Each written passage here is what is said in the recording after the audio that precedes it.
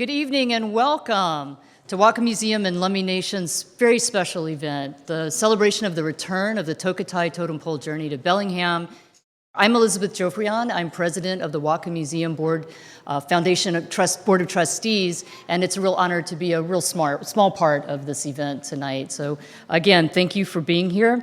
I'd like to begin by acknowledging that we gather today on the ancestral homeland of the Coast Salish peoples who have lived in this region for time immemorial. Please join me in extending our deep gratitude and respect to our Coast Salish neighbors, the Lummi Nation and the Nooksack tribe, for their care and protection of our shared land and waterways. Whatcom Museum is so honored to help co-host this event tonight. It is just an honor to be here and part of the supporting Lummi Nation in its critical help and interest in the health and habitat of the Salish Sea, and of course the critically endangered southern resident killer whale population here in the Salish Sea region. So that's why we're all here gathered tonight, to celebrate this journey and to talk about and to care about the things that matter that are so central to our community. So again, thank you. Now with that, I'd like to welcome our MC, Fred Lane, who is here.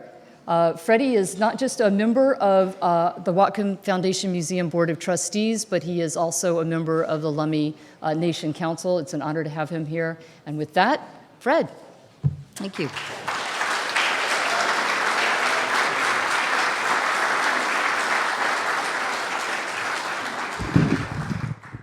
Thank you, Elizabeth.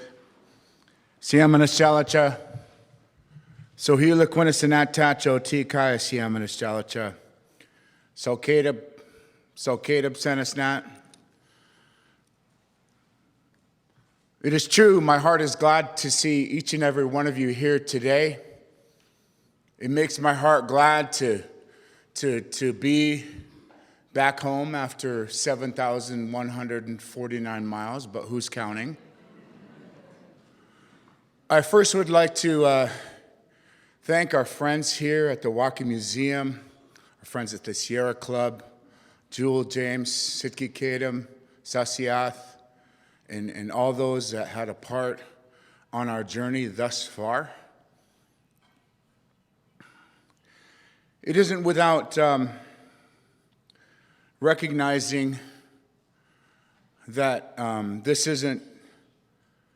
this journey isn't about one person. So I asked Uncle Doug, I call him Uncle, he's not really my uncle, but I call him Uncle out of respect. And because we did the whole journey together, and I asked him about 5 minutes ago if he'd help me co-MC this event. And so I'd like him to come up and stand, and I'd like to call Alex and Jewel and Trimmingham and Melanie, Jewel, Rachel, Suzanne, I want you guys to please come up here and stand with us. Come on, it's okay, it's embarrassing, but you know, you'll eventually pass through it. This is Nikita, my youngest. Nikita here. Who am I missing? We just like to start out in a good way. One of our first gatherings was about this big. Actually, there was 4 of us at Lummi Nation on May 24th. And we start everything in a good way. And we do this important sacred duty in a good way. And in that good way, we ask that you to stand, and gentlemen, if you're wearing a hat, if you can remove it, because we're going to open up like we have been over the last 21 days in a prayer, and I'd like to ask Uncle Sitki Kadam to come up and help us and open us up in a good way. Into the mic, so it's on TV. First of all, I'd like to give the credit and glory back to our Heavenly Father for watching over us as we journeyed across this country, that He protected us throughout all that weather. You know, we happened to have a doorway to go right through, and it closed right behind us, all the way across this country. So that was proven to us, that this journey was being watched over. All the prayers that were going out really do matter. Prayer is really important, and it does make a difference. So I want to thank each and every one. My hands are out to all of you, for taking a breath of time out of your lives to be here, saying Haishka and Estelicha to all of you, CEM. Father God, we come before you and asking for your shalom, your peace to come down upon this gathering here tonight. We're asking that you be eyes to be watching over each and every one from the youngest to the oldest here. We're asking that you oversee Salish Tokitae's return home. We're asking that you continue to open up that way and that this is all going to come about according to your will. We're asking that you bless our children. We're asking for the healing of our land. It was brought to our attention to pray for the healing of the land because it's our mother. If the land can heal, then the people heal. So it's really important. That was really brought to us in 2013 that Lord mentioned to a pastor that to bring that message to us, pray for the healing of the land.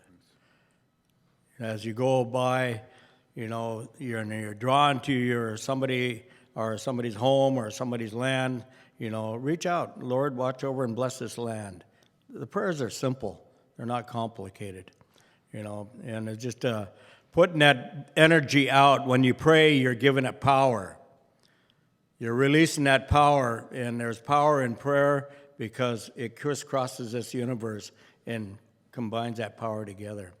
So it's that unity we've been reaching out to across this country from the beginning to the end here, and it brought multitudes of people together. This journey to bring this girl home, her new name is Salish Tokitae, and that we have been united with all walks of life on these journeys. And this is what God is doing. He put us upon his path. We didn't open that door. He opened it. We just stepped through it. And we are going to give the credit and the glory back to him because the glory belongs to him. He wants that girl to come home because we got to take care of what the earth is all about, because if you don't take your stand now, what is your children's children going to have when we're all laid to rest and become dust? What's going to be left for them? So each one of you are important here today. And I want to ask the Lord to bless each and every one of you in Jesus' name. Amen. Thank you. Osiam. Thank you, Uncle. Nope, you guys aren't excused yet.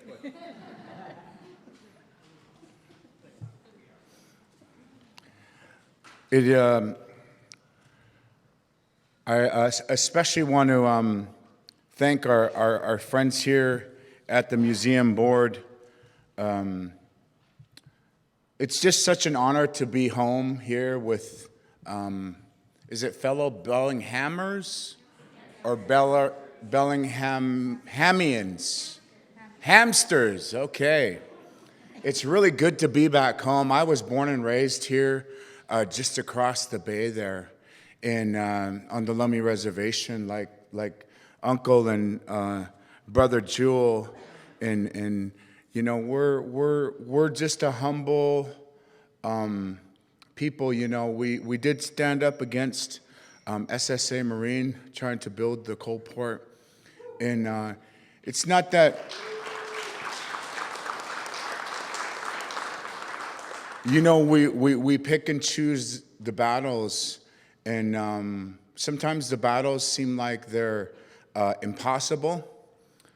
Sometimes the battles seem like it's alone. A lot of times, Jewel and his brother, we often hear in our community, oh, there goes Jewel James and the House of Tears Carvers, just giving a totem pole away. Well, they're also giving back and inspiring a generation. They're also being an example to other tribes that we can stand with our neighbors. We could stand with our friends across the bay. We can stand with one another and be united. United we stand. We stand united. And it's just such a beautiful feeling to be here with such great people and great leaders and great and future council members and future county council members and future legislators and future senators. You know, you grandparents, if you have grandchildren, you know, we're asking you. You have a very powerful voice. You may not get up at meetings and say something. You young people are the same. You know, when you're in school and you're, you know, you think you're alone. You know, I was that student. I never thought I would ever be standing here in front of an audience. And so we hope that our message of peace, we come in peace. When we're asking for Lolita, this is a life-size rendering of this is how big Lolita is. Look at all of us standing here. We're not even as big as this beautiful young girl that has been held in captivity. That's who we're here for. That's who we want to bring attention to, the rights of nature. And we're doing it in a good way. And Jewel works in the Sovereignty and Treaty Protection Office at the tribe now. Jewel may not be that, you know, if you look at how tall Jewel is, you know, sometimes I'll say, Jewel, stand up. Oh, he is standing. But this man right here, trust me, you do not want to become his enemy. And I say that in a gentle way. He's brought healing and hope with the 9/11 totem poles back in 2002 to 2004. He's brought attention to the devastation in the Alberta tar sands and just bringing awareness. That's all we're trying to do, is bring awareness and maybe inspire you to help us make the difference. And so I really applaud Jewel and the House of Tears Carvers, because I've watched these two since 2002. And not saying that I learned a little bit about how to speak, but I have. And I'm really proud of that. I'm really proud of Melanie. She just hates it when I do this, but Melanie, I want you to take a couple of minutes, or just a minute, okay? And she did help create this, and Melanie is a great young and up-and-coming artist, and so a round of applause. Melanie Schambach.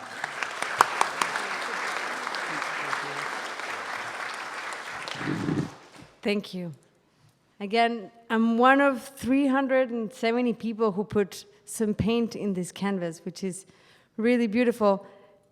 As you were mentioning how we are sending prayers, painting in this way, this moment that each one of these participants was lying down and figuring out an image and stretching their imagination to think of the words and the colors, that is a form of prayer. And is imagining all of us coming together and making this happen. We've been dancing and singing and creating since time immemorial. And community arts is a way of how we come together again. And so this painting here is in the spirit. Here we only have the documentation of it, but the magic really is on everything that happened, from toddlers to elders, to teachers, to students, people that were just passing by in a curious way, and using painting as a form of prayer to bring Tokitae back home. Thank you.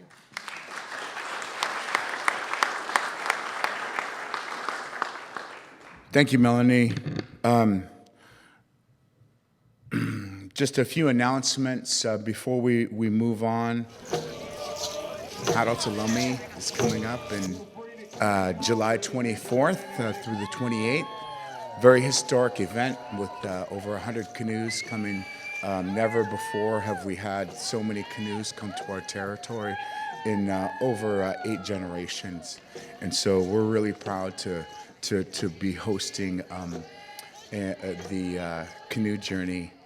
Paddle to Lummi.org, and that's Lummi, paddle, to Lummi.org. And of course, we're offering volunteers to come help us. If you help us cook, we're hosting over 100,000 people. So if you can imagine 20,000 people coming every day, eating breakfast, eating lunch, eating dinner. That's the way we roll out at Lummi Nation. And so when we do a potlatch, we want to make sure that all of our friends and all of our guests are taken care of. And if you have any questions, or if you want to give me a call, I'll have some cards available. And then if anyone says, who told you about this, just say Freddie Lane and Uncle Doug told you about it, okay?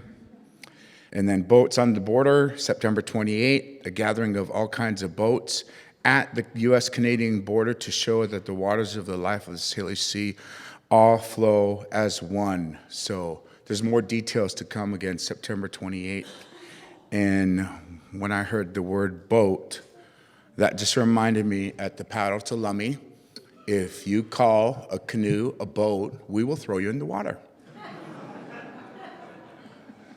Boats have motors, canoes have pullers. So just putting it out there, right, Uncle? I had to get permission. We just want a fair warning. Just so, wow, the boats look great out there, and we just look at each other, and then we just say, "Do you have any cameras?" Or let's take your glasses off, and then in the water you go. You can walk in, but you got to kind of jump in real fast. So, but our journey to the Miami Seaquarium, and we know that they're watching our live feed. And so, again, we're doing this in a good, peaceful way.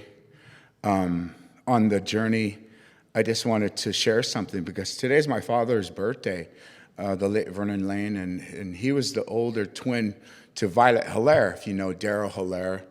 Violet was Daryl's mom. And today's their birthday, and I was thinking about when I was coming in here to MC, and I was thinking about what my dad would say about the work we're doing, and of course he would laugh at us. "Oh, you're trying to save a whale, huh, son?" and but he'd laugh in a good way. And then so on the journey, I never even shared this with Uncle Doug. Maybe I did, but on the journey, I was emceeing an event. And, all across the journey, it was really beautiful when Jewel, there's a video I have of him saying the prayer 21 days ago. And I looked up, and there was like 4 eagles going around. It's really beautiful. We're at Cal, our university, UC Irvine, in L.A. last week. And this hawk came flying in just right into our event just before it started, and we take them as good signs. Good happens. How we always look at signs and bad things happen, and so all the way across my Cohomichton,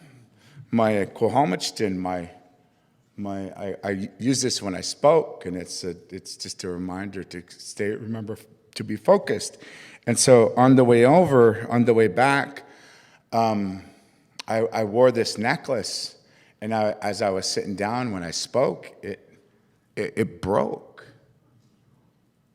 It broke, and it broke, and it fell off, and I caught it before it hit the ground because it meant so much to me. And I thought to myself, if that isn't a sign that her coming home, this is our spiritual journey, bringing our relative home. They're not blackfish. They're not animals.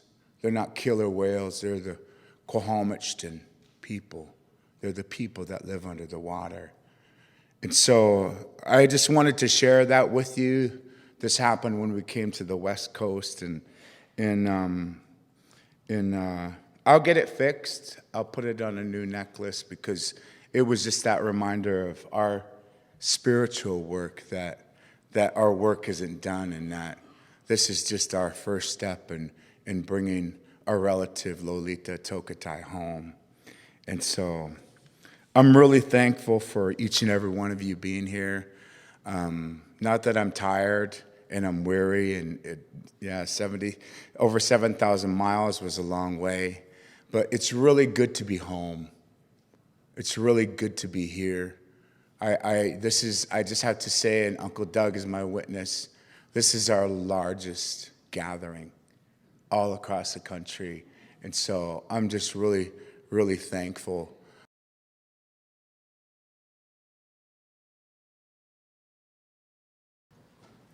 I'm so happy to be here with all of you tonight and to share this time and this space with you and to express my thanks for standing and living on Lummi land.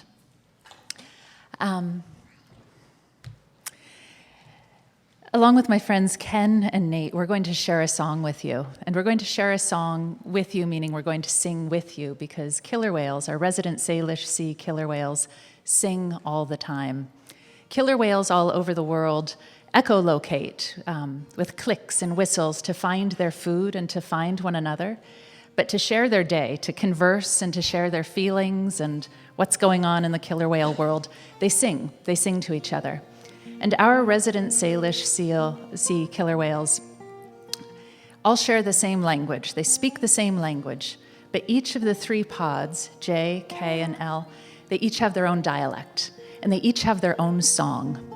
And I'm going to try to use Tokitae's Lummi name now, Salish Sea. She has been captive at the Miami Seaquarium for almost 50 years, and she still sings the L-Pod song. And songs are taught from mother to child. So this means that when she was a little child, her mother taught her that song, and she still sings that song, even though she's been alone for almost 50 years. And to me, that means she knows where she belongs, she knows where she comes from, and she knows who her family is. She remembers her family. And our resident Salish Sea killer whales, Quathalmachton, in the Lummi language, as Fred was saying, the people under the water, the relations under the water, they are so tight. They know what family is. They love each other so hard. They work together, they play together, and they're always talking to each other. They're always singing together. And they've got these enormous brains. Their brains are proportionately bigger than ours, and they're more wrinkled than ours, which means that they're probably smarter than us. And they have parts of the brain that we don't even have. They've got 2 extra parts of the brain. So we don't know exactly what these parts do because we don't have them. We can't experience them. But we think that these parts have to do with communication and with empathy, with social connection, with love. And they communicate with song. So I think it's all connected to love and song in our resident Salish Sea killer whales. So Salish Sea still sings her family song, and we're all going to sing a song about family for her and in honor of her and for ourselves. It's an old hymn. It's called Weeping Pilgrim. And a pilgrim comes from the same root as peregrination, meaning to wander. So a pilgrim is a wanderer or a foreigner, and Salish Sea is certainly a foreigner in Miami. And a pilgrim is searching for something, going towards something, and she wants to come back home. And in the song, it says, I'm bound for Canaan land. And Canaan land is the promised land, the homeland, the land of milk and honey, of abundance. And for Salish Sea, that's the Salish Sea. She wants to come back. Her Canaan land is the Salish Sea.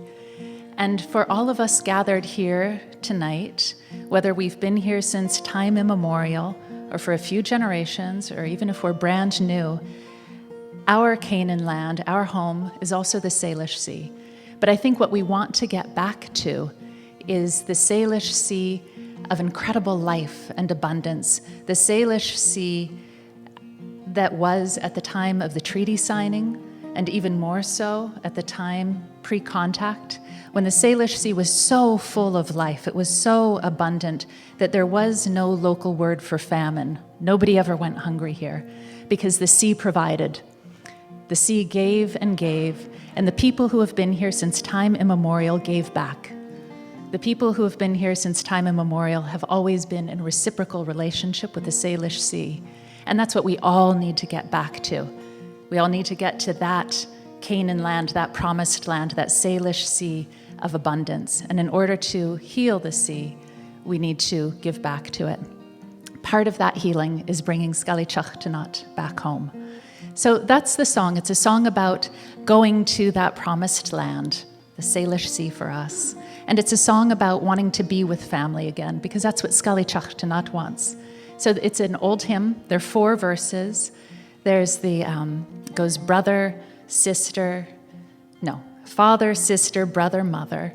And I'll lead you through them. I'll teach you the song as we go along. But first, before we sing this song for Salish Tokitae and for ourselves, I want to share one more image with you. And for that, I will ask you, if you are comfortable, to stand up, because I want to talk about killer whales and breathing. So if it's comfortable, just stand, so I'm not the only one standing, and we can stand and sing. It is a hymn. What's interesting to me about killer whales and how they breathe is they're conscious breathers, which means they have to be awake in order to take a breath. Every breath they take is deliberate. So if they fall asleep and they're all alone, they won't breathe and they'll drown. So if you're a killer whale and you need some rest, you need your sleep, what do? Well, you line up.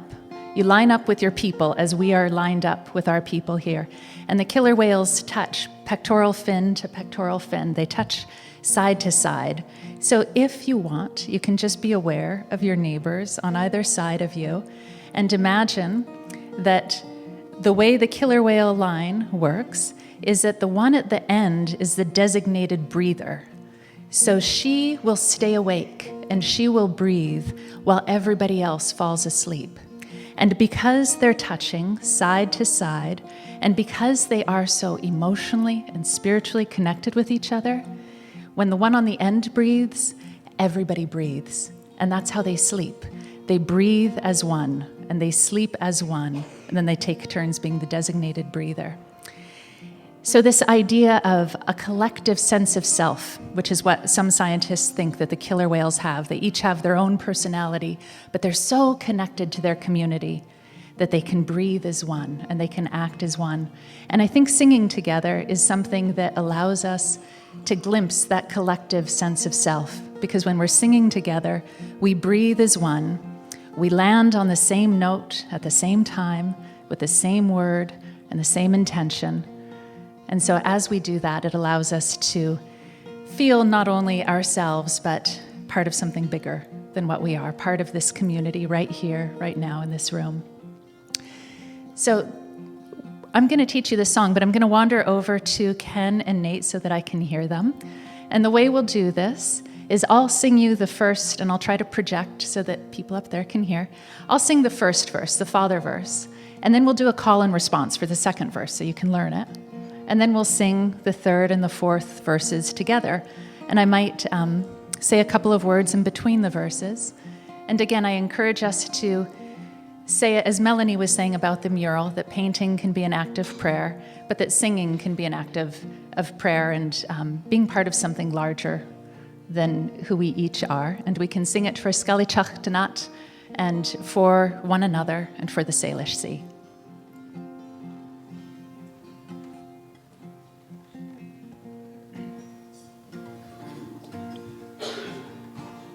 If you see my father, can you hear me? Please tell him I'm a poor mourning pilgrim bound for Canaan land. Well, I weep and I moan, and I move slowly on. I'm a poor mourning pilgrim bound for Canaan land. So now we're going to sing to our sister, Salish Sea, and we'll do a call and response. I'll sing a line, and then you all sing a line. If you see my sister, please tell her. If you see my sister, please tell her. I'm a poor mourning pilgrim bound for Canaan land. I'm a poor mourning pilgrim bound for Canaan land. Well, I weep and I moan, and I move slowly on. Well, I weep and I moan, and I move slowly on. I'm a poor mourning pilgrim bound for Canaan land. I'm a poor mourning pilgrim bound for Canaan land. See, it's easy, hey? You sound beautiful. So what we're going to do now is sing to her brother. We'll sing all together and sing as the blackfish, the Quathalmachdindu, which is not to be good or to sound good, but with your whole heart and with your whole body, because we're here together. If you see my brother, please tell him I'm a poor mourning pilgrim bound for Canaan land. Well, I weep and I moan, and I move slowly on. I'm a poor mourning pilgrim bound for Canaan land. So you guys are so good, I might go up on a little descant for this very last verse, which is to her mother. And I want to remind you that Salish Sea's mother is still alive. She's still swimming in the Salish Sea, and she remembers her daughter just the same way that her daughter remembers her. If you see my mother, please tell her I'm a poor mourning pilgrim and I'm bound for Canaan land. We're going to weep and moan. Well, I weep and I moan, and I move slowly on. I'm a poor mourning pilgrim bound for Canaan land. And just because it sounds good, we're going to sing that last line again and do a little amen. We won't say amen, but at the end, but we'll hear it. I'm a poor mourning pilgrim bound for Canaan land.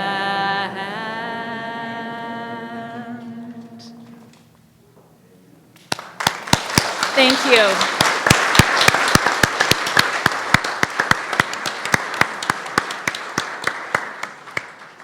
And Julie has been helping us, so generous to be helping us with sacredsea.org.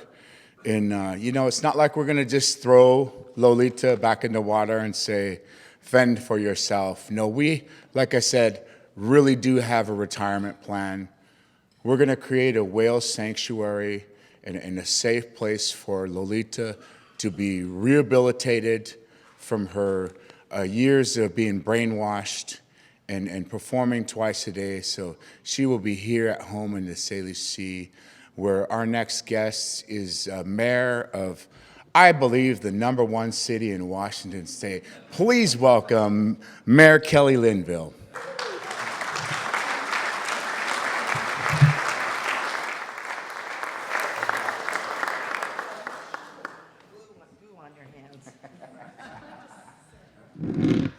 Thank you so much, Julie, for bringing us together in that song. That was absolutely beautiful.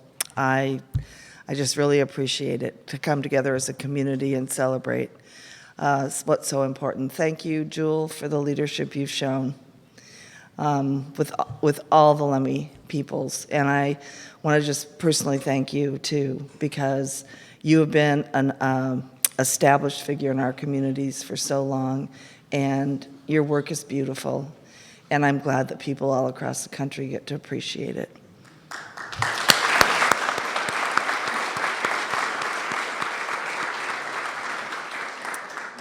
And thank you for honoring us with your presence here tonight. It was awe-inspiring to even drive up to the museum tonight and see the totem in the truck. And I don't know how to pronounce the new name. You want to help me, Freddie? Scully Chukdanan. Anyway, it was inspiring to see her and know that she has been all over the country and that you've taken her. And thank you so much for showing the rest of the rest. I'll just say the rest because I think this is the best place too.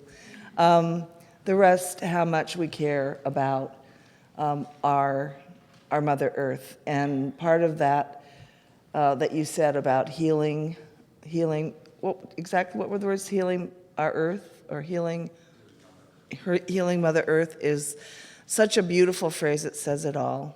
So thank you all for being here. Thank you for your journey. Thank you for honoring us with your presence, and thank you for including us all in the celebration. That means that we are all one people, and we all do care about our Mother Earth, and we all want to leave the legacy to our next generations, and I think you say 7 generations. We all need to do that, and I think that it's very important that we join to celebrate together, just to feel that camaraderie and that common caring. So welcome to the museum, and thank you all for being here and celebrating together.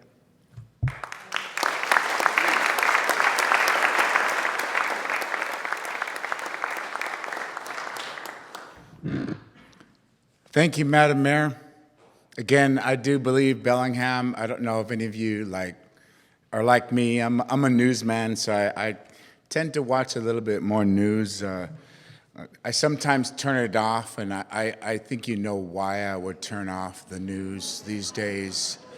You know, we're so, I like to come back to reality, which is here and with the people. And I'm really glad that the city of Bellingham and our Whatcom friends on the council, I want a round of applause for them and the mayor, because they gave generously to our canoe journey so that we can help host in a good way our canoe journey. So a round of applause for the mayor and the city council. You know, we're all in this together. I know I have a schedule here and it says 5 minutes. I didn't know my opening segment was supposed to be 5 minutes. I just think it's just wonderful that we know that our message is getting out. We know you could be someplace. Believe it or not, I'm missing our graduation at Lummi Nation School. But like Uncle Tokitae says, he says, son, stay the course. You committed to this, and my dad and my mom would say the same thing. You committed to this, and so you finished the work. That's what your sacrifice is. And so as I continue, and I'm going to bring up this next young speaker and future leader. He's from Lummi Nation School. His name is Duran Jefferson. But in the spirit, as he's coming up, I'd like every single one of you to stand. We're all in this together. We've been doing this all the West Coast. You might not know the person next to you or behind you or across the room, but I want you all to stand right now because we're all here and fighting the good fight, and just introduce yourselves to the next person, who you are, where you come from. We're all neighbors. We're all family now. We're all friends, and we just want to do this in a really good way into introducing ourselves, because we wouldn't care if we didn't have our friends and family here. Come on, Jay.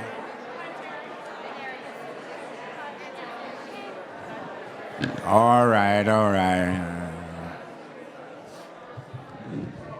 So I'm going to be his 5th grade teacher next year, and you need to sit down and be quiet. All right, ladies and gentlemen, please give it up to Duran. He's going to do poetry. Show him some love. Dig right into it. Go ahead.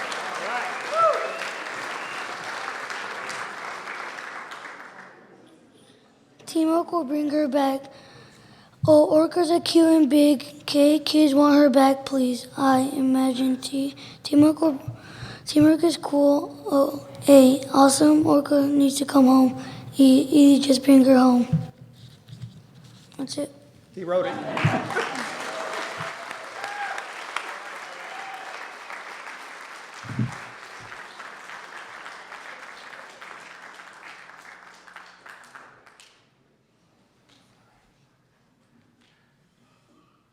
All right, another round of applause. Show him some love. We're in the hometown. Our next speaker is the representative of the 42nd District. I hope she's here. Okay. You like how I do that? She is the 42nd District Washington State Legislature representative, good friend, ally. Just such an honor to be standing in the room. And, it's always good to walk up to your politician. I just had to say that in 2017, I ran for our tribal council, right? And a lot of times when you run, you just plan on losing. And I planned on losing. And I didn't think that I was the underdog. My father was on council. I ran 4th time. Every time I ran, I only got 17% in the primary. And so I didn't think that I really could do anything. But so now I'm a politician, so you can believe half of what I say. And so I just always encourage people, if you got something to say and they come out and you just shake their hand and say, can I come and see you, or will you see me for 10 or 15 minutes? Because a lot of times our leaders need to know what our communities are thinking. And so it is a great honor to bring up Representative Sharon Shoemake. ACM.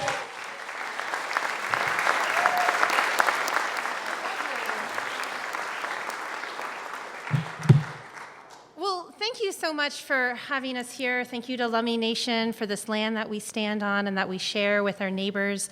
Thank you for doing this incredible work.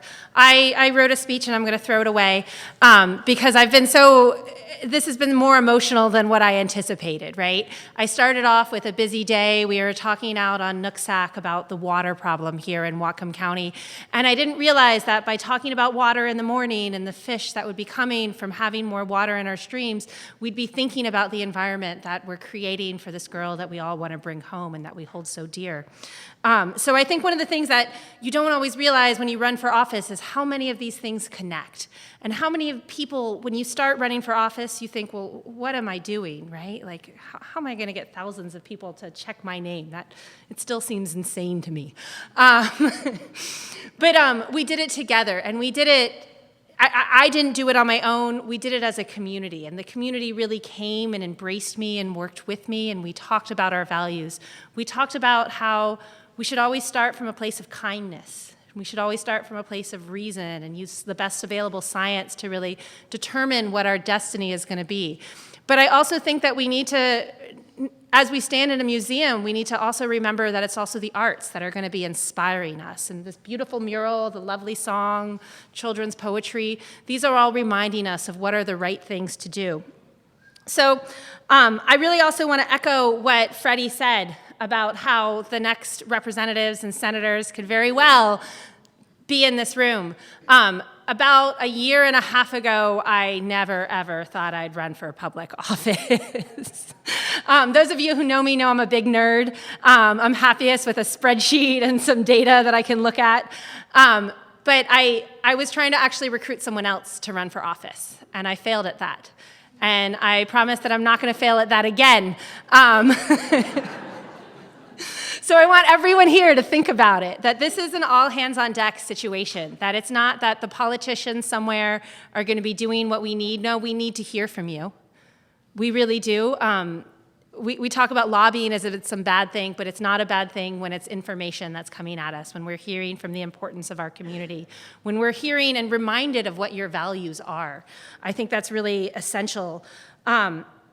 And when we talk about what we're going to do about climate change, how we're going to restore our waters, how we're going to restore our land, it's going to take nerds, it's going to take artists, it's going to take builders, it's going to take the cleaners, it's going to take the caregivers. It takes us all working together. And it takes us all thinking about, well, not just what's good for me and what's good for my profits, but what's good for the people, right? What did our ancestors give us? What are we taking from them and bringing on? And then what are we giving to our future generations and those of us that are most vulnerable? And that's what we should wake up every day thinking about. That's what we should hope that our leaders think about as well. And that's part of your job, is to remind me of this and to let me, I mean, I think I know, but I never do. And I never know what every person is going through, what someone who has a disability is dealing with when they're dealing with a blockage on our sidewalk, right? Or the pain that the Lummi Nation feels in seeing one of their family members, one of our family members in a lot of ways, in captivity. So I think one of the things that's really special about Bellingham and Whatcom County is that you really can get to know your leaders. Is that we have an office in the Herald Building, Deborah and I share it. We'd love to have you come by and say hello to us and tell you what you care about. And so I'm really thankful to be here. I'm really glad to be at this event, and I hope you all are too, and that you're thinking about, what can I do in this community? How can we push these envelopes? How can we make sure that we all do the right thing? And I was speaking to Jewel and asking him what I should say, and he was saying, remind people that we hold the common trust, the public trust, right? That this is something that it's not, you're not rich because of something you did, you're rich because of all the things that our ancestors did and the way that we work together. And this is what our society that has produced this amazing world that we live in. Thank you so much.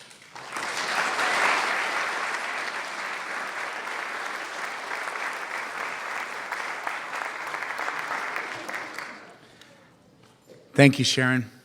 I hope I can call you Sharon. Is that what politicians do when we're on a first name basis, or no? Oh, okay. Thank you for being here. As our next performer is getting ready, just really inspired by, again, by tonight's gathering. I see a lot of new faces. I see a lot of old faces. I see a lot of friends and family, and like Princess Leia says to Darth Vader, we are powerful friends. And that's not, I don't say that lightly, because my friend and my relatives are Jewel and Doug, the James brothers. And I think about trying not to be political. I think about trying to be nice. How do you ask for your relative who's being held captive? How do you ask her release? How do you ask your auntie or how do you ask your sister to be released? And we can, as Jewel James once said so eloquently, we could be the heroes, or you could pick a fight with the Lummi Nation. And again, we come in peace, but it's not like we haven't been at war with other tribes since the beginning of time. And that's a true story. But when we're at peace and we come in peace, we come in a good way. Just as the canoes, when the canoes are going to come out for canoe journey, and if you don't know this, remember, don't ever call them a boat. When the canoes come out, they're going to put their paddles up, and that means that's a universal throughout anyone traveling their ancestral highways on the waterways. When you put your paddle up, that means you come in peace. It means you come in peace. And so our friend Dana Lyons is so wonderful to be traveling with us. He's an inspiration to me, and I hope he can be an inspiration to you. So round of applause for our friend Dana Lyons. ACM.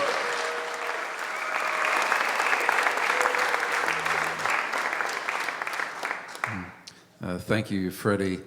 It's an honor to be here with the Lummi Nation Totem Pole Journey and join them in Portland and here, and we'll be performing tomorrow in Coopville and Penn Cove.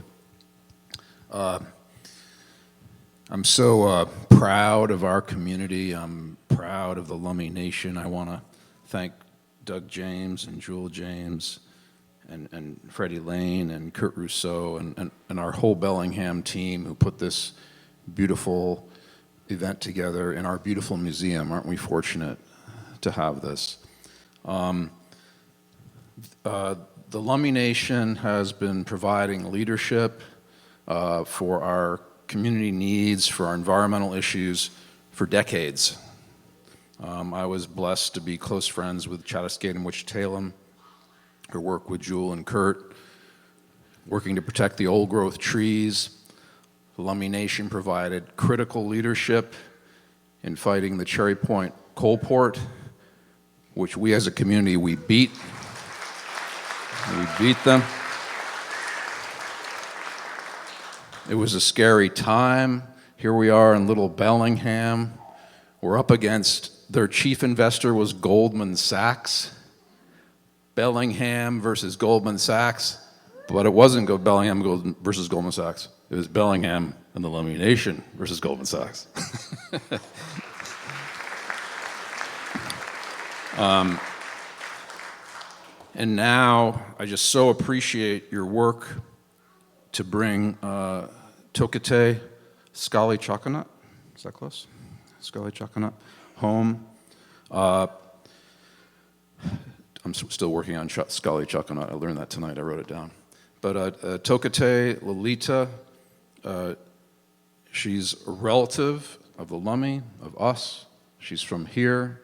She's been captive for 50 years. We can bring her home, and with your leadership, I'm confident we can bring her home. And she is a symbol. She's a symbol for all of us trying to protect our wild orcas. We have to protect them. And they are a symbol, really, to save ourselves, we have to protect the orca. That's what this is about. And in our time, in this time of crisis, what is a remarkable thing, this is an international movement, but the majority of fights against large fossil fuel drilling and export around the world are being led by indigenous leaders. That is the way.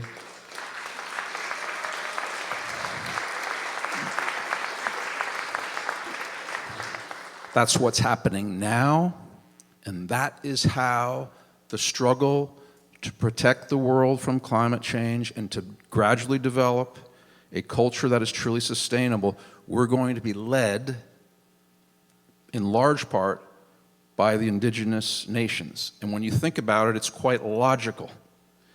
We all, at one point, were from cultures that were sustainable.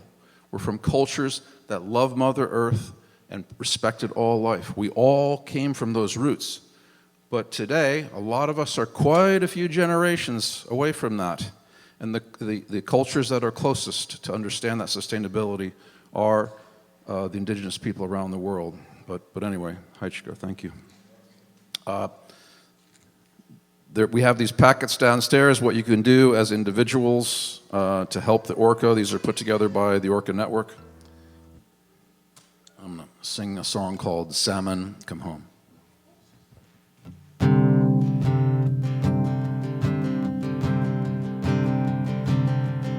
The salmon come home again and again since the beginning of time, the beginning of when we've been living here.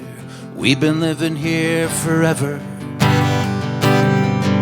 The salmon come home again and again since the beginning of time, the beginning of when we've been living here. We've been living on this land forever. Then the Russians came for the furrin ground. They built log forts and we burned them down. Then the great flu came, taking old and young. We gathered who was left and we begin again. The salmon come home again and again since the beginning of time, the beginning of when we've been living here. We've been living here forever. The salmon come home again and again since the beginning of time, beginning of when we've been living here. We've been living on this land forever. Then the oil rigs came, promising us jobs, leaving oil sheens as we carry on. Then the loggers came, taking the great trees, leaving mountains bare, leaving muddy streets. The salmon come home again and again since the beginning of time, beginning of when we've been living here. We've been living here forever. The salmon come home again and again since the beginning of time, the beginning of when we've been living here. We've been living on this land forever. Now they come for the coal underneath our river to destroy our home, take our children's future. We are one small town, we are one proud people. We are one with salmon, we are one with eagle. We are one small town, we are one proud people. We are still surviving, we are still surviving. I do not believe Creator wants this to happen. I do not believe Creator wants this to happen. I do not believe Creator wants this to happen. I do not believe Creator wants this to happen.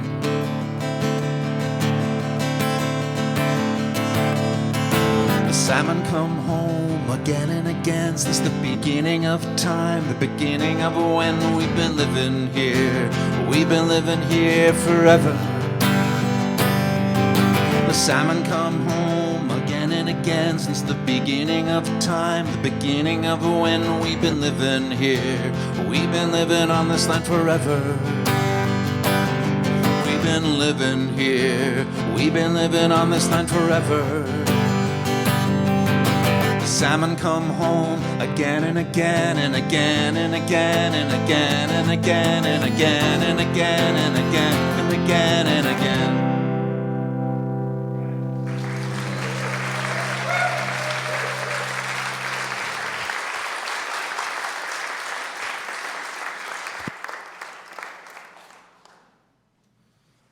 Thank you, young man. Another round of applause for Dana Lyons. Again, it wouldn't be wrong to put a plug in for Dana. He's got a table set up downstairs. He got shirts, he got CDs. They're all go for a good cause. Our next speaker is, I would call, like me, she's a freshman in our state legislature. She's a good friend. We wouldn't be in the positions that we are if we didn't have what we call our constituents, our community leaders, our people who put a little bug in your ear and say, get registered to vote. Why? Why should you care? Why should you run for city council? Why should you run for public utilities? Or why should you run for state legislature? And this past year, President Fawn Sharp from Quinault and I and our relatives with the Puyallup Nation who are fighting the LNG plant down there, did a 29 reservation tour in 10 days right before the elections. And we just wanted to bring awareness to our communities of the importance of getting out, getting registered to vote, and voting and speaking out, and letting your politicians know your concerns, your voice, your love. And so my friend, she ran for legislature in the 40th district for Washington State, and I'm really proud of her. She's the first woman, Native American, American Indian, Alaska Native woman to be elected into the Washington State legislature. My friend, Deb Laganoff.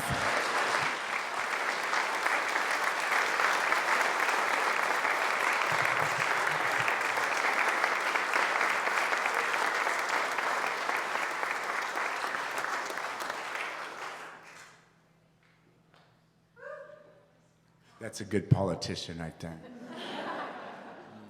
Love you. Love you, love you, love you.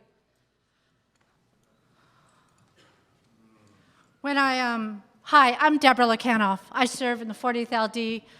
I am a majority of you. I am your representative, and I'm really honored to be here today. My Tlingit name is Sea. I paused when I came here tonight, Jewel, because when I first came in, I heard Julie talk about bringing her home. I'm a mom. I'm a representative, but I'm a mom. That is the most important role. I waited my whole life for my daughter. I could not imagine being separated from her. I have just her. My daughter's name is Emma. She's standing here with me. Many of you have probably followed and tracked me and know that she's my everything. Her Tlingit name is Duquaich. Our names go back as far back as we can possibly remember. It's 10,000 years of knowing. Our names, our songs, our cultures makes up who we are as Native American people. Just as Jewel is Coast Salish, and his family here is Coast Salish, and my wonderful, beautiful friend Freddie is Coast Salish. This blackfish is our family. She's our sister, she's our auntie, she's our family. When I heard Chairman Julius explain to me and tell me from a father's perspective how heartbreaking it was for you guys to watch this poor girl, this little daughter, for 50 years swim in a circle in the blazing sunshine in Florida with no covering. I look at my girl and I couldn't possibly imagine being away from her and seeing that and feeling that loss. The songs that I sang her, my traditional songs, are the songs that run through her bloodlines, just as she's swimming in that circle, remembering her mother's bloodlines. Julie, it was really difficult for me. I had to pause for a minute and just remember who I am and where I come from and to share that message with you. As your representative, we did enormous and phenomenal things. We did it together. Sharon and I were not afraid to give our voice forward. I was not afraid to tell our story. I wasn't afraid to stand on the floor of the People's House and say, we are truly the People's House. There's a woman who served from the Spokane tribe before me. She came in 1974, and no one knew she was Native American. She came in a time when it was all predominantly one color, one gender. She came in after the Bolt decision, when it was shameful to look like us. I was heartbroken when I found out that she was not able to stand up and say, as I was, I'm a Native American. I'm the only Native American to serve in the state legislature. I am the first Tlingit and Aleut to serve, and I cannot wait till my daughter says, I'm so proud of you, Mom. Just like I'm sure she can't wait until her daughter comes home and says, Mom, I'm here. We're going to do a lot of work this upcoming legislature, but like my fellow colleagues here say, and like my friend Freddie says, and like Jewel says, we have to do it together. It's going to take all of us to overcome a pollution-based economy. It's going to take all of us to make that change. And like Jewel says, we won't feel it. We won't witness it, but my daughter's granddaughter will, who will carry my Tlingit name, will carry her Tlingit name. We will do this today because it's going to be a generational change. We will do this today because our family members and our loved ones and our daughters will remember. I am really, I'm honored, Freddie, to be here. I'm really honored to be part of the Coast Salish Nation, which stretches from the Powell River down through Vancouver Island, down through Vancouver, down through Washington. One Coast Salish Nation who believes that bringing their blackfish home. There is a word, and forgive me if I don't say it correctly, musquil. It means to take care of everything in the water up to the killer whale. And that is a resolution, Mayor, that we could do together, and a bill that we can do together before you retire. Now, we know you're not going that far, Kelly. We're still going to come find you. But it is a word that we can use. Carol, it's a word that we can use that reminds us and reminds everybody that this is who we are as the 40th District and the 42nd District and the 39th and the 10th. This is the people of who we are as the Coast Salish Nation. This is who we are as the people of the Salish Sea. We take care of everything, and everyone matters. So just in closing, it's wonderful to be here. It's wonderful to be in the homelands of the Great Lummi Nation. And I say the Great Lummi Nation because, like Tlinkets, the Lummi are warriors. And I always love coming north. Always love coming north. So thank you. It's good to be back home in the 40th.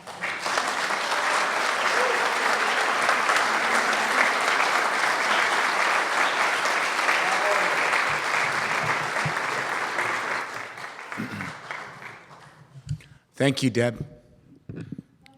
Love you. That's just awe-inspiring. We're a lot of times we don't realize how we're, I'm born and raised Catholic. I'm number 11 of 12 children to the late Vernon and Nancy Lane. And, I don't say this enough, and it doesn't mean that I'm any less than a man, like Jewel James would say when you see a grown man cry. But on my way in here, I cried, and not because I was scared to be MC, I'll just tell you that. But I was just thinking about when I told the story about when my necklace broke, and I caught it, and I caught it in my hand, and it reminded me of the importance of recognizing every single one of us have a spirit, whether you believe it or not. That's how we're taught. We're all a part of the human family. Every single one of us have parents and grandparents and great-grandparents and great-great-grandparents and ancestors, wherever they are from throughout. We're all indigenous to Mother Earth. I do watch Ancient Aliens, so I hope there are no aliens in the room. But how we're taught is that we're all spiritual beings. having the human experience. And times do get tough. Sometimes things don't go your way, but we, like our aunties and uncles and our parents, taught us to get up and move on, brush yourself off. And we can't do this journey alone. And our next speaker is a young lady that is following in our footsteps. She may not be lactamish. She may not be an indigenous person, but she stood beside us all the way down to Miami. There were such wonderful hosts when we were at Cal Academy and got there Saturday night, and we had an event on Sunday morning. And I'm talking just a couple days ago. This is, and so Suzanne Anderson, her mom, and they hosted us, and it was really wonderful. And so I'd like you to give a big round of applause for our poetry reading to Rachel Anderson.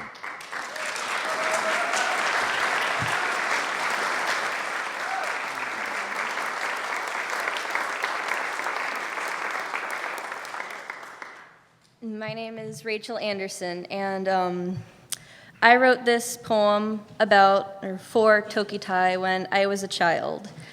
I first learned about Tokitae when I was only 11 years old.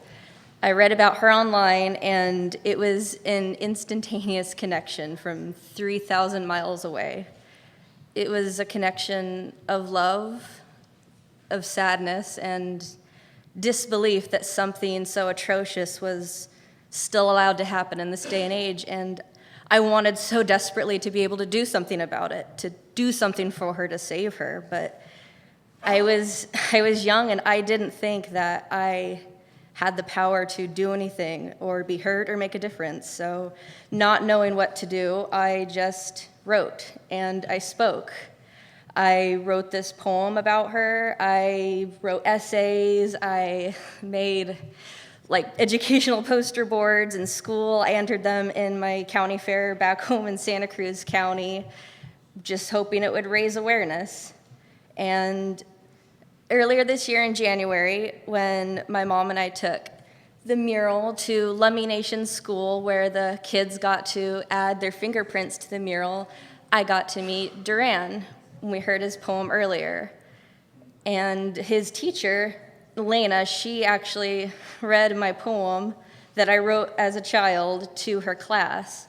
And along with learning about Tokitae, that inspired the entire class to do activities about Tokitae and write their own poems about her. And for any children or young people that are listening to this or out there, I just want you to know, because I would have loved to have heard this when I was young, that you can make a difference, you matter, and you can use your voice to make a change in this world.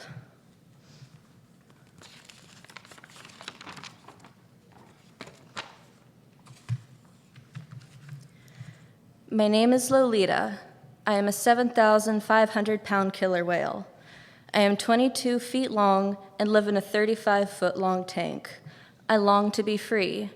I'm trapped in a puddle of water at the Miami Seaquarium. It is prison to me. Day in and day out, they force me to play. If I don't act happy and frolic or jump, I get no food, so I have to act happy to stay. This place is quite a dump. When I was younger, so very much younger, I lived joyfully in the ocean world. I was freer than free to do as I pleased. Then people took me out of my world. It's quite miserable, as you can plainly see. I now live in chlorine under great stress and pressure, and have to endure much hunger. When it comes to the weather, there's never an end. There is no shade, and there is no roof over my head. I'm burnt by the sun, and I'm stung by the rain. When storms come, I simply float and wait. But as I've said, there is never an end. I have no way to defend myself from people's selfish ways, but maybe you can. Do something. Get out there and be my fans. I dream of one day being back in my world with the family I love, maybe even forgive people for all the wrong they have done. For all of you who love me and care about what happens to me, just remember that all dolphins, including me, are always wild, and we were born to be free.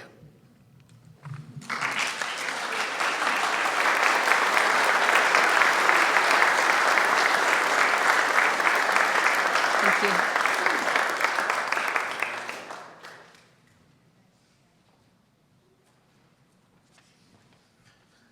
Another round of applause for Rachel. I'm just so proud of Rachel, and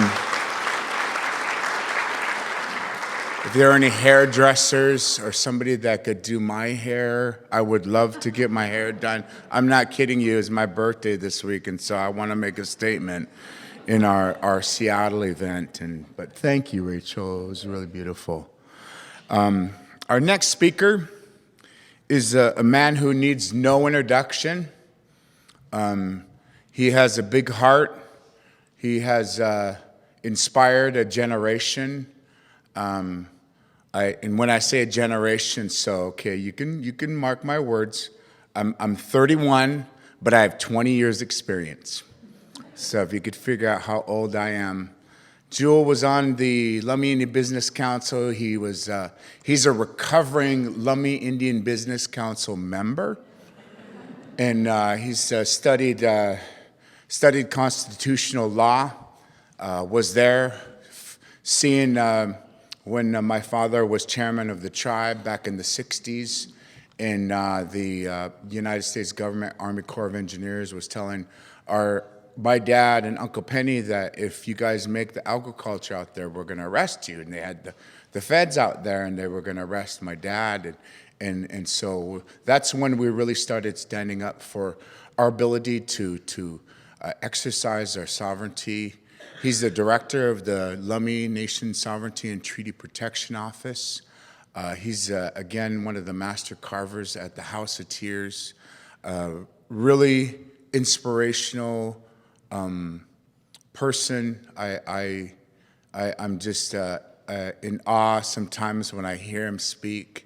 And he's really good, because if he says, I'll speak for 10 minutes, so 10 minutes. And so, but we here know that we want to stay on track. And so, Jewel, I'll be standing outside. And so when I say you have 5 minutes, I'll stand on this side, 5 minutes. And then we'll get down to 1 minute. I'll be sitting over there 1 minute, and I'll be waving in the back, Joel, we got to get out. We're here till 9, so we still have a little bit of time. And then I have this one, time's up. And so I know Jewel would get a laugh out of it, because, it's tough to get a laugh out of him sometime. But ladies and gentlemen, please give a warm Bellingham welcome to Mr. Sasya Jewel James, ACM.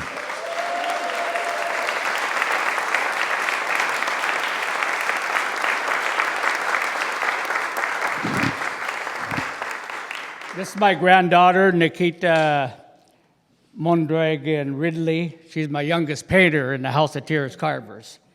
And so she came to spend time with us. I really want to say thank you to the Bellingham Museum. Back in 1971 and 72, they had a Ford grant, and they hired 2 local Lummi master carvers, the late L. Charles, the late Maury Alexander, to take on 2 apprentices. And our younger brother, Dale James, was selected, along with Lyle James, who's gone now, and the 2 Nolan brothers went with L. Charles under that grant to begin learning. They're like 8th graders, 7th or 8th graders, to learn art. And so these carvers were training them right here, and our younger brother, actually carved right behind the museum here up until Maury Alexander died. And I was one of those young guys that the father gave the choice, choose between a girlfriend or living with us, your parents. And I didn't think there was a contest, so I ran off and with my girlfriend. We ended up getting married in high school, had our child, and my brother helped us through the first year. Then we lived on our own and went off to college. And during that time, before I left, my younger brother came out to say goodbye, and he showed me this carving. And I looked at it, and I thought to myself, that has got to be the ugliest damn thing I ever saw. You know, but there he was, a little brother with a smile on his face, so proud of what he was learning. And I said, that's cool, bro. You know, in the hippie time. So, man, that was the best thing I could have ever said to him. But I promised I'd begin studying the art. So while I was in college, I began to study with a master carver, Marvin Oliver, and I just really dedicated myself to studying the art so that I could work with my younger brother over the years. And I would help get him the trees out of the mountains and help him on identification of forms and colors, and which is fortunate because he died in '96 in his sleep. And my brother Doug and I, we continued to House of Tears carvers in memory of the late Chavez Gatum that helped start the House of Tears, the late Vern Johnson, who was a carver on the council and helped start the House of Tears, and our younger brother, and then, of course, myself.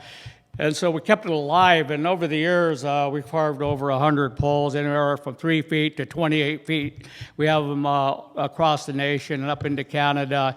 And out of that 100, plus 85 were given away because it symbolized something.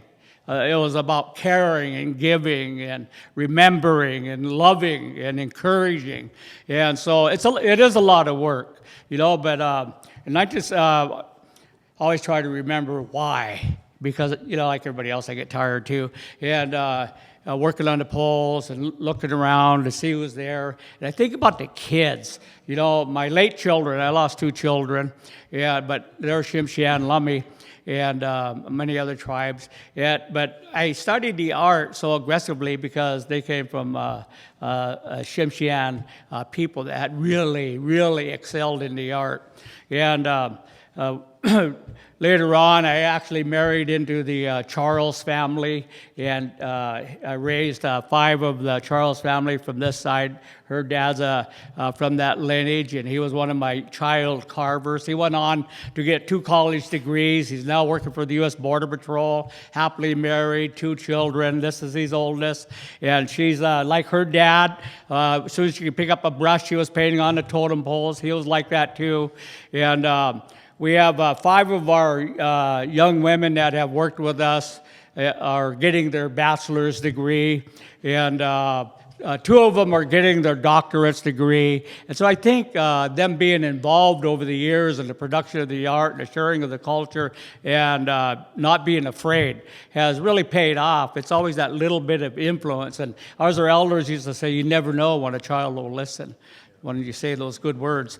And so I feel fortunate, but I always wonder why do we have to continue to encourage and give and be involved? Well, in 1978, I had a vision in Bellingham Bay, and I'm not going to say the whole vision, but the clouds gathered, it formed a circle, and the clouds went up and formed looked like eagle feathers, and the electricity went through them, and they went right to the top. And as I realized something real mysterious was going on, I heard this voice that said, "Pray now, pray now.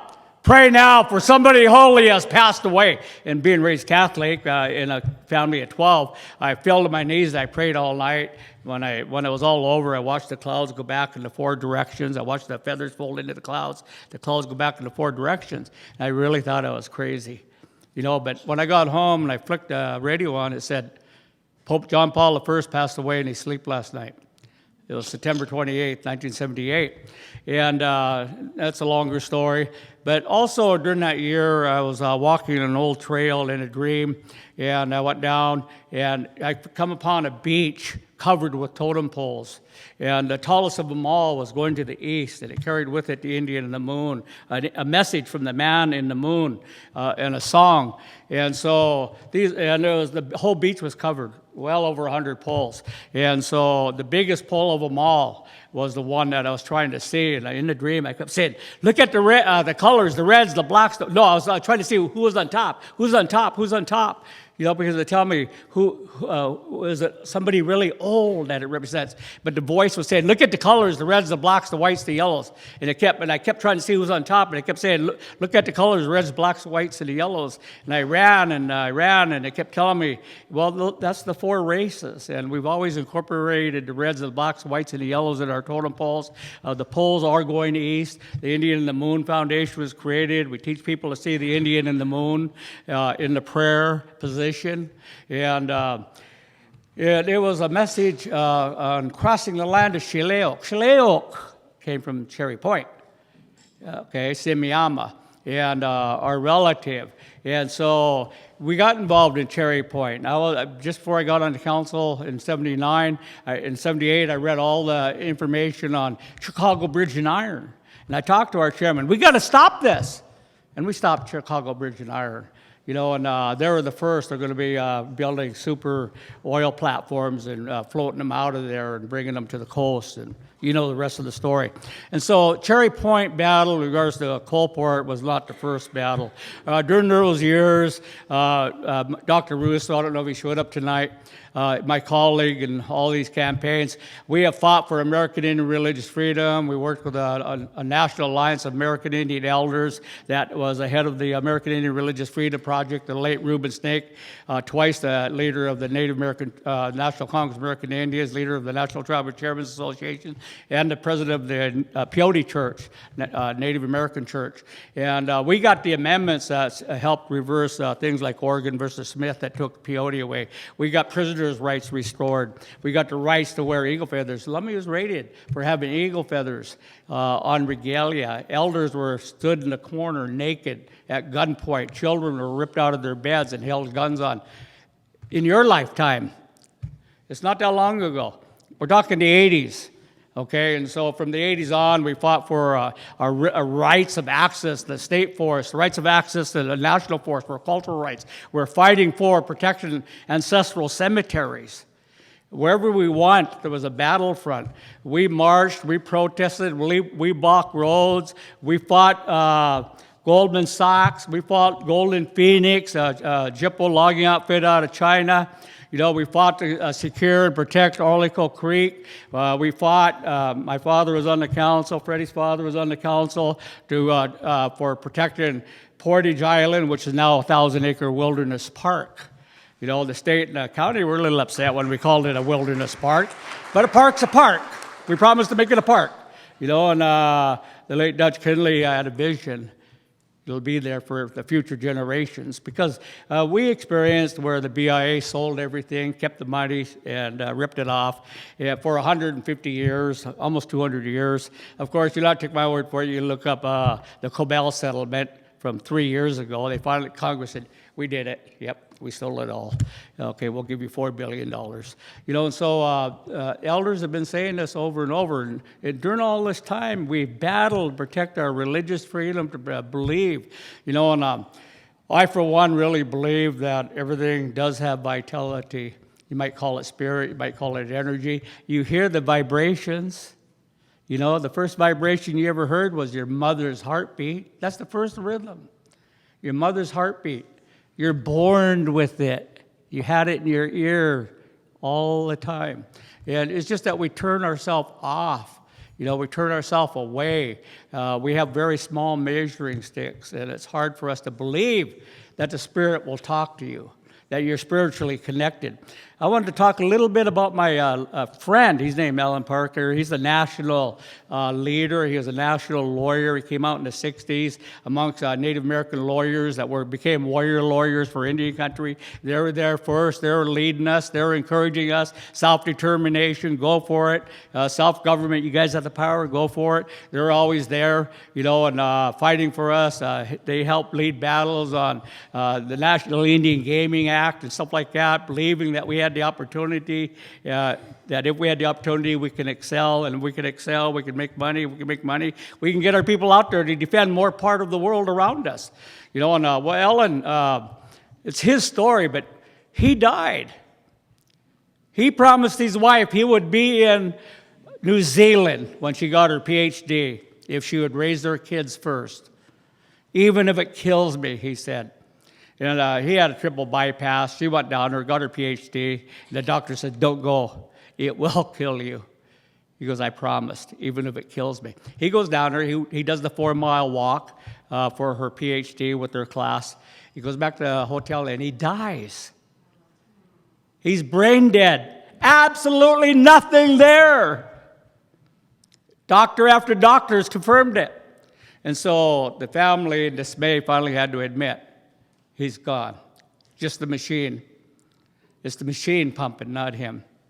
And so everybody was upset, and they called up. He had people he influenced, and because we worked a United Nations system too, in Europe, East Coast USA, Midwest, the Sioux Nations, all the way across the United States, into Washington State, on up into Alaska, down into Hawaii, and the Aborigines of Australia. He had people that admired, loved, and respected him and listened to him. And the family said, pray at this time. This is our time. This is your time. When we all pray, it's all going to hit the same time. We'll all pray at the same time to release him. I remember I cried. I really cried. A warrior, lawyer had left us. It was like losing your father. I loved him and respected him that much. And I knew from experience, when we lost our brother and almost lost our sister, you pray to their spirit. That's the difference. A lot of people pray to their body, you pray to their spirit. And everybody prayed. And Canterbury, New Zealand had 3 earthquakes at the time of the prayer. Unheard of, unexperienced by them before. And they disconnected him. And he's still alive. He came back. Now, when he first came home, I thought he was a half a second off, that his spirit didn't quite fit back in. And it's people like that keep on pushing, not giving up. And I wonder what it would be like if the churches really could unify the public and we all had that one moment to pray, to awaken something inside us. We all have it. We all hear it. We all experience it. And then that vision in Bellingham Bay, when I thought I prayed for absolutely everything, I prayed for you. I prayed for you. I didn't know your name. I knew your race. I knew you were human. I knew you were alive. And when I couldn't think of one more thing, I couldn't think of one more thing. And this voice came. They said, pray for us. Pray for us. You can't even begin to conceive of what we are, but we're out here. And it came from way out there. And so the rest of the time I was praying for all those things I couldn't even conceive existed. Because we're all a part of that same thing. Whether you believe it or not, the sun is within you. The wind's inside you. The blood of the earth is inside you. You're made up of the earth itself. And we're all people of the Spirit. We have a soul. And even if we live in denial, our soul's going to go on. And my brother knows I really believe that because my own children, who I lost, came back and gave me messages. Our grandmother came back from dying. Our father came back from dying and gave us messages. And we really believe. I know when our chief and El Satzelquayed, the head of our department, brought their Tamanimus up to Cherry Point. They conducted their ceremonies. And they said, the ancestors are all here, and they want you to know you're never alone. And they're going to be here. You will win. You will protect Cherry Point. And we had no doubt. We had no doubt. And so I think all of us are tied into this. You have your dreams, I have mine. I don't know why. I don't know why we keep weaving together. But I know there's not enough of us. We got to keep believing. I tell you, this morning, I watched a video. I just opened it up having coffee. And they showed me the inside of a pig slaughterhouse. And I had to cry for those animals. Like, my God. And that's what we do to each other, just like that. You know, it's God's creation. We have no respect. And so I just pray that we can continue to find ways to weave our life together and get the voice out. That's why I love the politicians and the churches, the environmental groups and the media. They all come together, bringing in tribes and citizens. We all have that. We all have children. We all were children at one time. You know that innocence. You thought the world was going to be forever. But it's in our time. We're looking at the end of the world. Failure to act. Fukushima is on our shoreline. It's in your backyard. If you don't speak out now, you're going to leave these little ones. They have to deal with it. Right now, they're predicting the end of society 2050. You know, she's just going to be still a young woman. You know, and that's what we're handing to them. You know, and that's why I appreciate this beautiful art and the songs. These are all different ways to get the message out. And every time you arrive, every time you participate, you're influencing somebody and somebody and somebody. Every one of you is an echo. Your mind is out there. You're projecting. Science has proven you could be praying for somebody, and those that are prayed for that are dying in the hospital survive at a higher rate than those that aren't prayed for. You could think of somebody and 3,000 miles away, your brain waves will connect. Set the same pattern. You know, and you know, you never know. My brother and I just want to end it by this. My brother and I were up in the mountains at daybreak. I lost my son, and my brother stood with me. Brought me up to bathe in the water to pray. And we're coming out. And at daybreak. And over there, right there, on a stump, was this beautiful, beautiful albino flower. I thought, my God. I stopped, I picked it, it fit in my hand.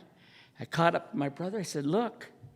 And he had an old van that didn't even have a heater, you know, and we're freezing, we're ice cold as the water. Put it up on his dashboard. We got to bring this to Western Washington. It's an unseen species. Nobody's seen this. Oh my God, bro, what are we going to call it? It was exciting. Then finally his heater kicked in and it melted. It melted. The two leaves on it melted. The flower and the stem melted. It came out of a stump as mist and formed a flower. How many flowers do we never see because the sun rose? You know, these are things we don't see. It's part of creation. We don't know everything. We don't see everything, but it's out there. So thank you. Thank you.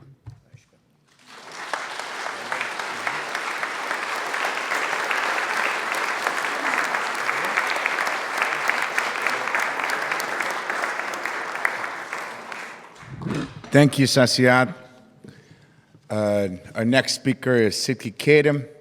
He's been on the journey with us for a very long time, and so without words, one of a great inspiration to our journey, and he's also a House of Tears Carver's Uncle Doug James, Sid Keynote, ACM.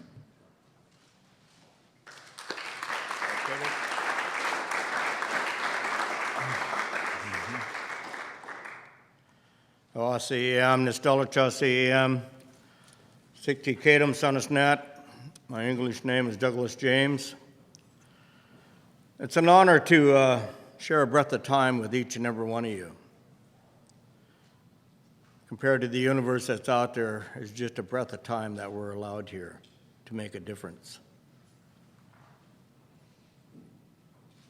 Our Creator has touched your hearts in one way or another. That's the reason why each and every one of you are here.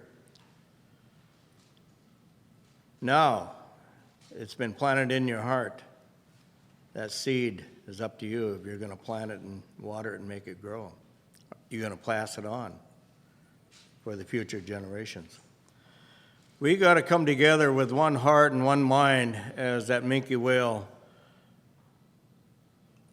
sacrifices her life to bring a song to us.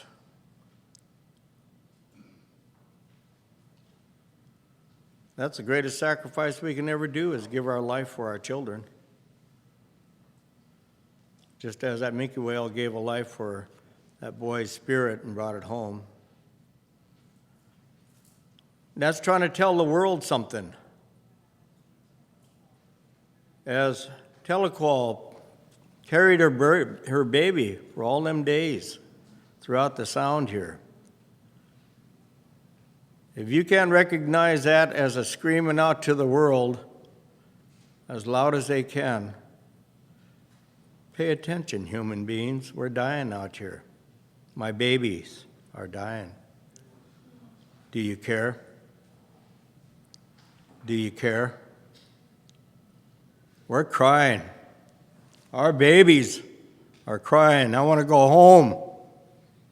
I want to go home. Anybody out there help me go home? That was the message that came to us in 2015. There was a 14-year-old Down syndrome girl out of New York picked up on that cry from Tokitae. And she was crying out, I want to go home. Anybody out there hear me? Can anybody hear me? I want to go home. Anybody help me go home? And that innocent girl had the ability to project that message out to a woman that was living on the San Juan Islands that picked up on it. And she carried that message for 2 years, not knowing what to do with it. So I'm a non-native. Who do I bring something like that to?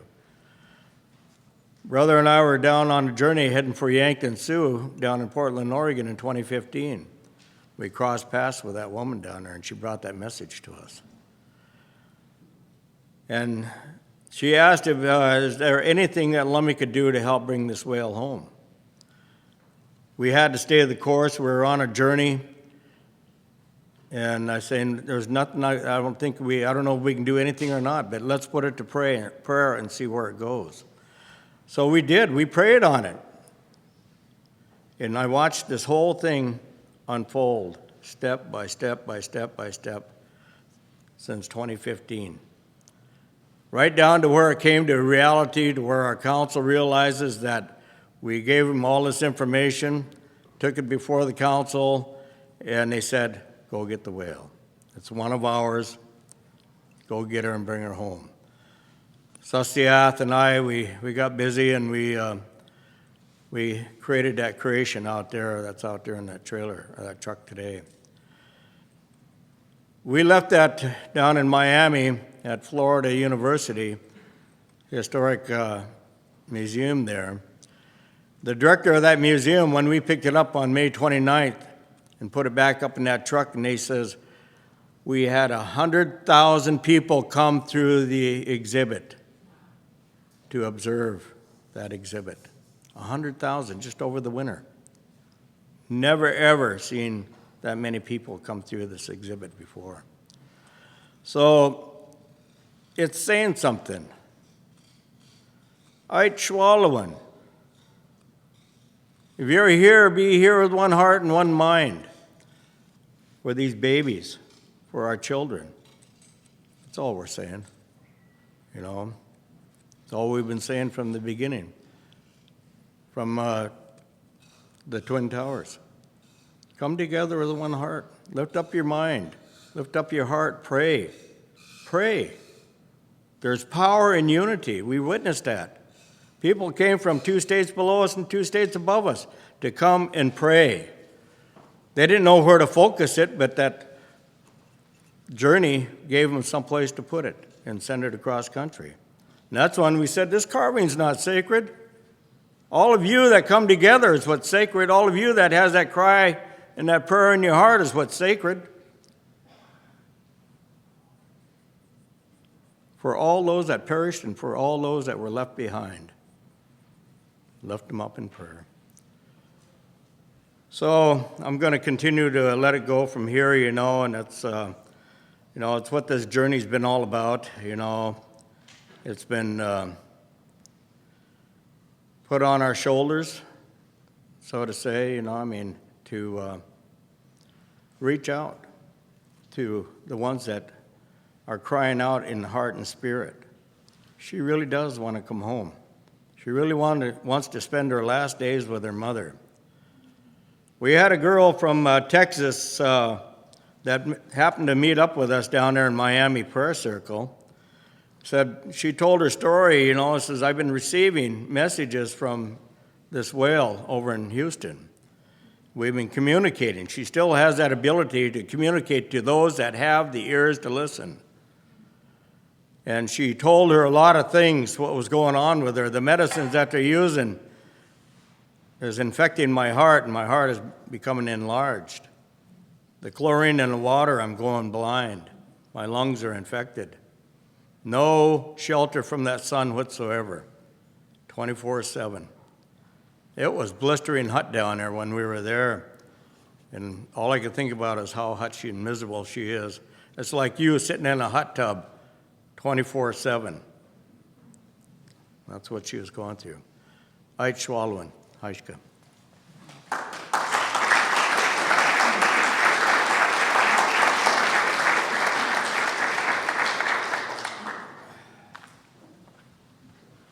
All right, we got a few more. Just want to bring up Dana for our Great Salish Sea blessing in here. And after that, I want to recognize a couple of our organizers, Deb Cruz and Sarah Hart. Where are you at, Deb Cruz and Sarah Hart? I just step out there. See, they're sitting over there. They're really great. But they helped put on tonight's event. And I just want to recognize them as well. So thank you. Thank you for all your hard work. Mr. Dana Lyons, give him another warm welcome. Bellingham love, show him some love. Mr. Dana Lyons, ACM.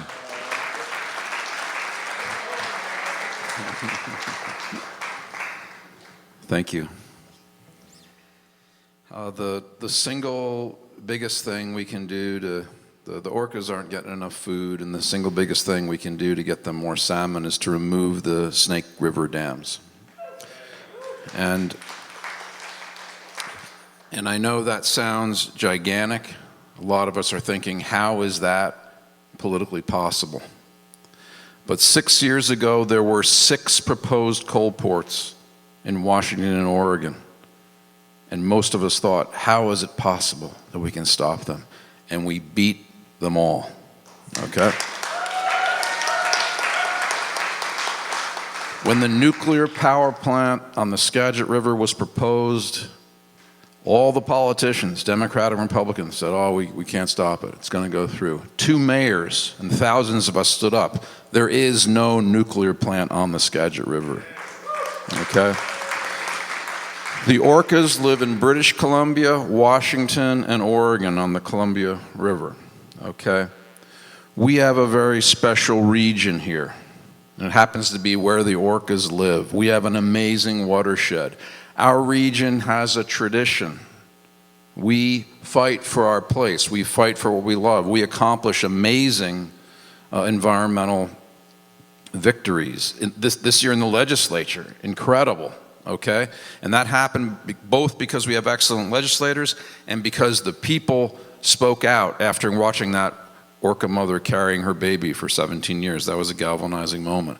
But just remember, if any region can muster the political will to remove those dams, it's us. Okay? We can do this. We can create a sanctuary for our watershed. That is doable. And to create a sustainable culture in the future, some watershed is going to have to be the first. Let's be that watershed. Let's protect our watershed from all the fossil fuels. We can do this.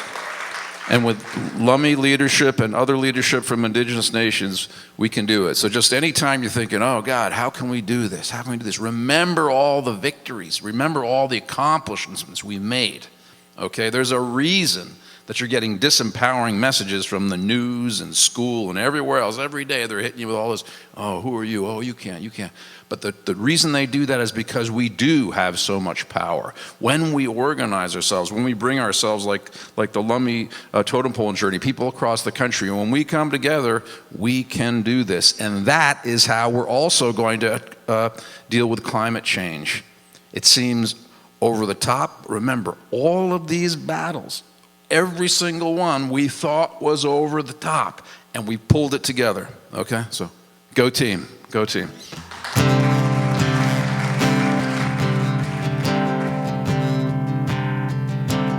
We will swim 1,000 miles to reach the shores of Emerald Isles, with salmon spawning by the million, herring spawning by the billion. Gather with our pods again, the summer food, the summer friends, to raise our babies safe and free. We gather in the Salish Sea. Oh, hush, hear the swish of the boats on the water, the hollowed out cedars, the sons and the daughters, the rhythm of paddles caressing the water, the rhythm of paddles to come greet the orca. Remember the legend, the myth and the story, a long time ago when we witnessed the glory, with thousands and thousands of whales swimming free. The orcas come home to the great Salish Sea. Oh,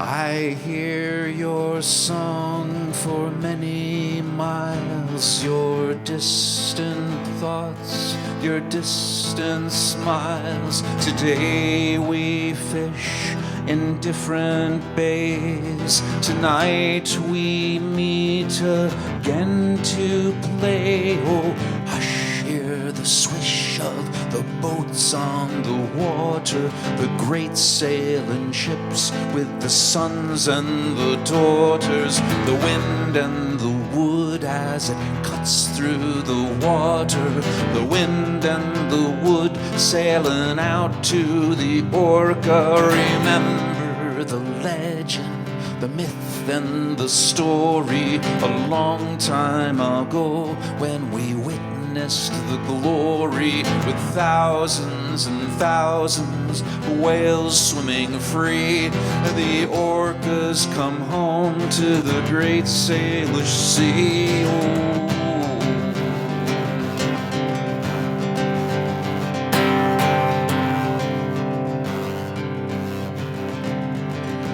100 times around the sun I saw the slaughter, smelled the blood, the water turning blue to brown, the metal ships, the screaming sound. I cannot hear your song today.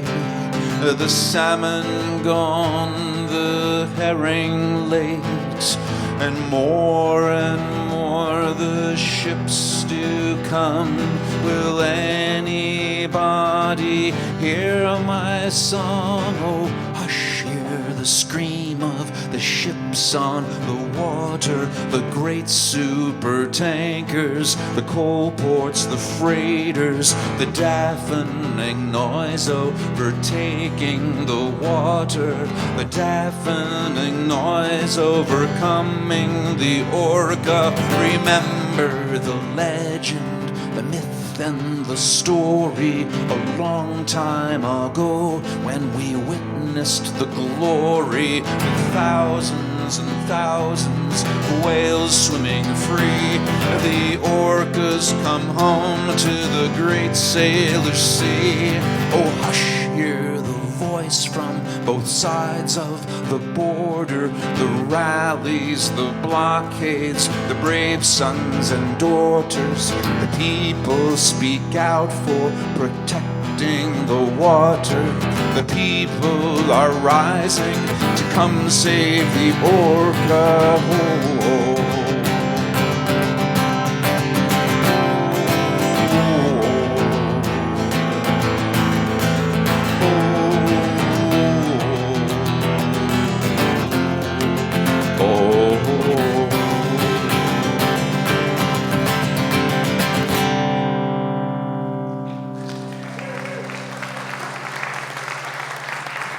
Thank you.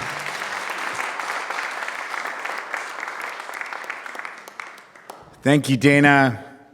It's so wonderful to have allies such as this young man helping us out, and we always are so glad to walk this time in life with you, and again with each and every one of you here. We know that you could be other places, but you're here with us, and we're all in this fight for Lolita, the little girl that was stolen in 1970 from Penn Cove. Don't forget, tomorrow you're all welcome to Penn Cove for our event in the evening from 5:30. We'll be there at 4. Our friends from the Seattle Times are coming up, and hopefully we'll get a little bit more press.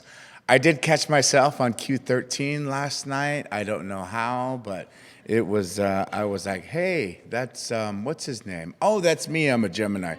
So, but it wouldn't be wrong for me to put a plug in for.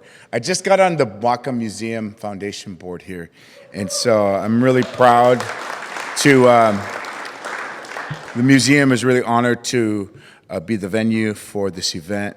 Don't forget to check out the Cedar and Sea exhibit in the Light Catcher building, which is just a couple blocks from here. It's an exhibit that was built in partnership with the Lummi Nation and to tell the important Coast Salish stories. And the museum has 2 buildings, and exhibits are related to art and history are always changing. And so should you want to become a member, of course, I have to put that plug in. We always can use the support, and we couldn't do this good work without your support at whatcommuseum.org. And with that, again, I want to thank Deb Cruz and Sarah Hart for helping organize this event. And I want to thank, again, each and every one of you from the youngest to the oldest for caring for our plight and for just this little breath of time, because we don't know where we're going to be tomorrow, but we know that when we bring Lolita home, that we're going to invite each and every one of you when she lands on her 747 and travels out to our whale sanctuary in the Salish Sea. That will be the day that will make my heart soar like a hawk. And so I want to thank you.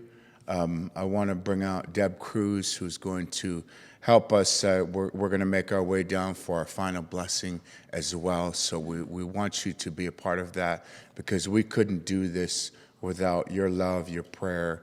And, I just want to publicly thank our friends at 11th Hour Foundation. I met a representative in San Francisco, and without their support, I had no idea that such wonderful people helped our journey last year and helped our journey back. And this costs nothing to the Lummi Nation. And like I said, if you want to help contribute to Lolita's return, it's a community effort. And our friend Julie Trimmingham here, you see Julie, she lives out on Lummi Island, but she's been really instrumental with sacredsea.org. And don't forget, you can follow us if you can't make it to Saturday's event at Olympic Sculpture Park. We'll be there around noon time. I think it's from 1 to 3, and it's a free event with our friends at Seattle Art Museum. And don't forget, Stalmash is next week. Come on out. It's free. And then the paddle to Lummi is 33 days away, and that's paddletolummi.org. Thank you. Ladies and gentlemen, I'd like to introduce Deb Cruz.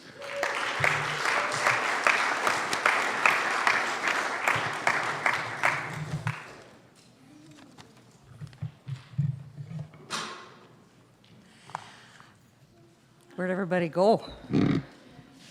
We just got a couple of pieces of business to do here real quick. First of all, I would really like to thank the staff here at Whatcom Museum for your patience, your flexibility, your cooperation, your enthusiasm. It was absolutely wonderful working with you.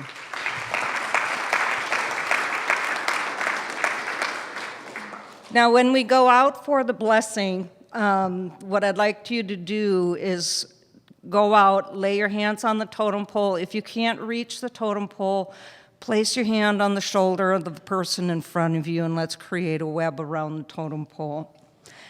Second, before everybody goes out, I'd like to kind of go out in a specific order, have the Totem Pole Journey crew lead out with the faith leaders, and some of our guests and our performers head out first. So I will call that out when it's time. But before that, what I would like to do is make a special acknowledgement. Martin Luther King Jr. once said, "Human progress is neither automatic or nor inevitable. Every step towards the goal of justice requires sacrifice, suffering, and struggle. The tireless exertions and passionate concern of dedicated individuals." So at this point, I would like to ask Jewel James, Doug James, and Fred Lane to come up.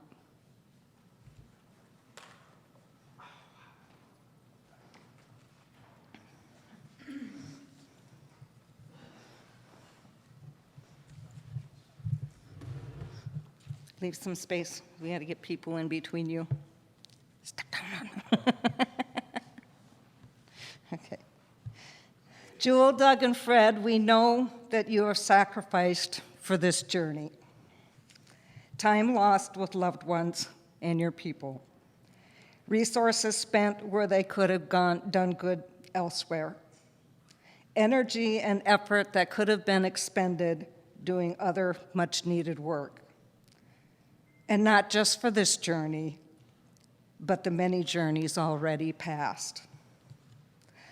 Jewel, Fred, and Doug, we see these things and know that there are many more that we do not. We see the tireless exertion, the passionate concern, and the dedication with which you are so generous. We also see the love, the willingness to embrace the pain and turn it to healing, and your leadership.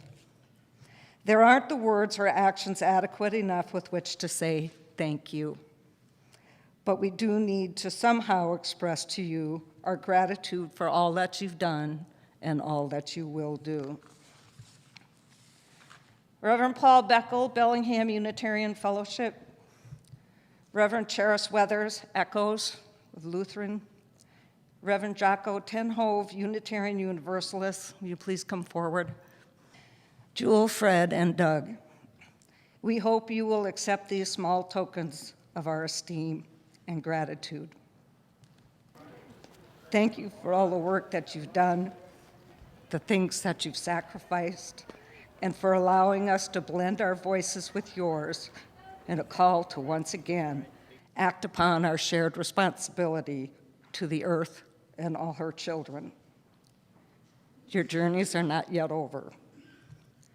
Take forward with you these gifts, imbued with our support, our esteem, and our love.